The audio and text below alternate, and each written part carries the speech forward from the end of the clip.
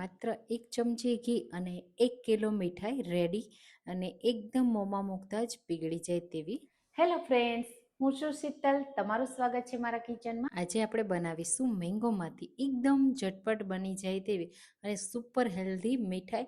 મહેમાનોને પણ ખૂબ પસંદ આવશે, ઘરના દરેક વ્યક્તિને પસંદ આવે તેવી. અને જો પાકેલી કેરી ન ભાવતી હોય ને એમને પણ આ મીઠાઈ ચોક્કસથી ભાવશે અને એકદમ હેલ્ધી છે. તો ચાલો બનાવીએ. એના માટે આપણે લેશું 2 પાકેલી કેરી. તો માત્ર 2 કેરીમાંથી આ મીઠાઈ તૈયાર થઈ જશે. અને કેરી એકદમ પાકેલી હોય ને એવી પસંદ કરવાની, જેના લીધે આપણે કોઈ પણ જાતનો કલર કે કેસર એડ નહીં કરવું પડે. તમે જુઓ એકદમ પરફેક્ટ પાકેલી છે ને. આ કેરી મેં કેસર કેરી લીધી છે એટલે મીઠાશ પણ એટલી જ હોય છે એમાં અને ખટાશ ઓછી હોય છે. તો તમે જે રીતે તમારી પાસે જો કેરીનો રસ હોય ને તો એ પણ તમે લઈ શકો છો. હું અહીંયા કેરી લઉં છું અને તમે જુઓ એકદમ રસદાર કેરી છે. તો પાકેલી કેરીમાંથી તમે કઈ કઈ મીઠાઈ બનાવો છો ને મને કમેન્ટમાં ચોક્કસથી કહેજો. અને હા, તમે મારી રેસીપી કઈ સિટીમાંથી જુઓ છો ને એ મને જરૂરથી કહેજો, મને ખૂબ ગમશે. અને આવી બીજી પાકેલી કેરીની કોઈ રેસીપી જોવી હોય ને તો એ પણ મને કહેજો, હું તમારી સાથે ચોક્કસથી શેર કરીશ. તો આ રીતે આપણે કેરીનો પલ્પને અલગ કરી લેશું. તમે જુઓ એકદમ આસાનીથી અલગ થઈ જશે. અને થોડી મોટી સાઈઝની કેરી પસંદ કરવાની, જ્યારે આ માપ પરફેક્ટ હશે ને તો પરફેક્ટ મીઠાઈ બનશે. તો આ રીતે બંને કેરીમાંથી આપણે પલ્પ અલગ કરી અને તૈયાર કરી લેશું. તો આ રીતે ગોટલાના ભાગમાંથી પણ આપણે પલ્પને અલગ કરી લેવાનું.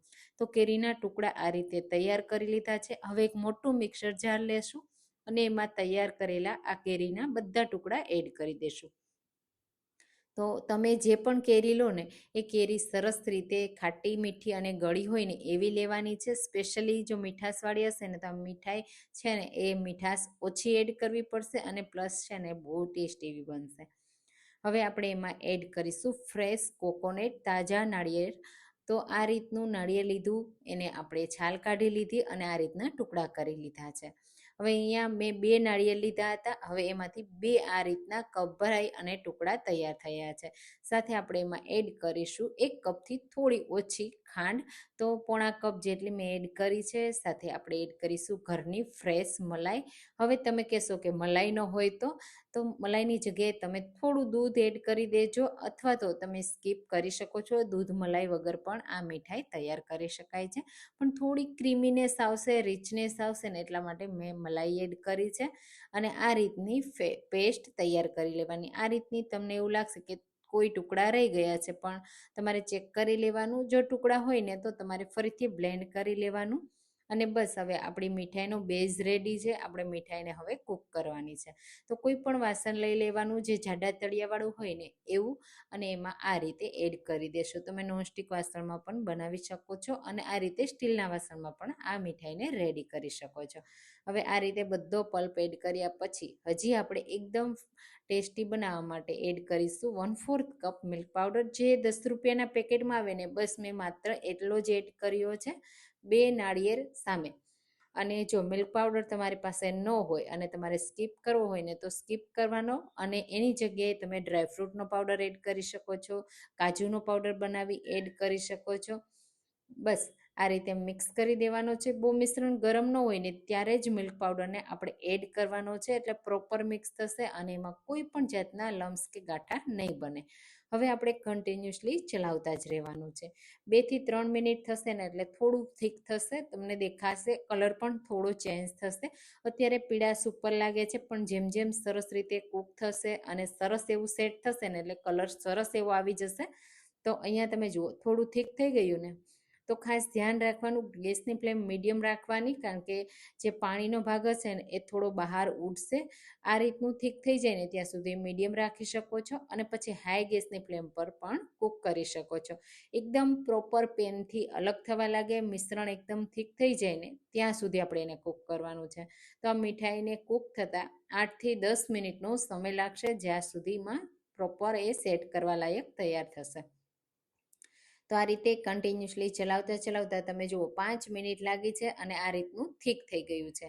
હજી પ્રોપર મીઠાઈ સેટ કરવા માટેનું મિશ્રણ રેડી નથી થયું. અને હજી આપણે એમાં એક ઇન્ગ્રેડિયન્ટ એડ કરીશું જેનાથી મીઠાઈ છે ને બહુ સરસ એવી બનશે. એ છે ઘી. તો અહીંયા માત્ર 1 ચમચી જ હું ઘી એડ કરું છું.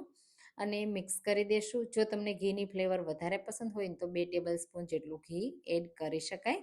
હવે બસ કન્ટિન્યુઅસલી ફરીથી ચલાવતા જ રહેવાનું છે. અહીંયા જો તમને કોઈ પણ જાતની ફ્લેવર પસંદ હોય, એલચી ફ્લેવર કે કેસર ફ્લેવર કે કોઈ પણ ફ્લેવર, તો આ સમયે એડ કરી દેવાની અને મિક્સ કરી દેવાની.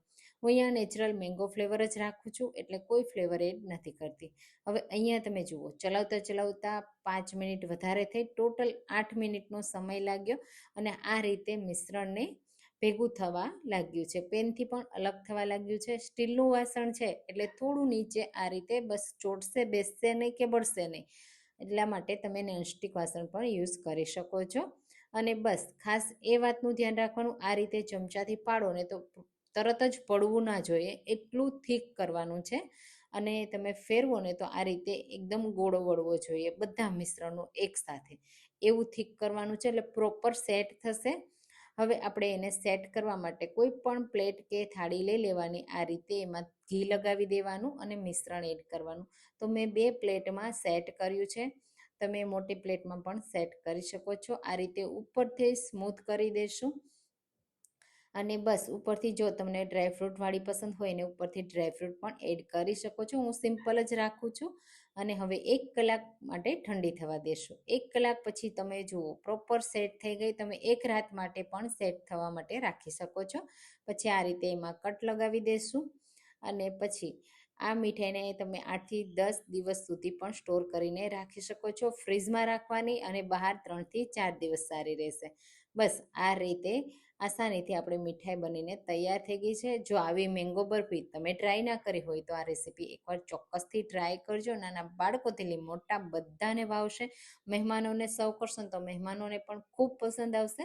તો પાકેલી કેરીની સિઝનમાં તમે આ મીઠાઈ બનાવો છો કે નહીં, કમેન્ટમાં કહેજો. મારી રેસીપી ગમી હોય તો લાઈક કરજો, શેર કરજો અને મારી ચેનલને સબસ્ક્રાઈબ કરજો, જેથી આવી નવી નવી રેસીપી તમને દરરોજ મળતી રહે. ચાલો ફરી મળીશું. Thank you.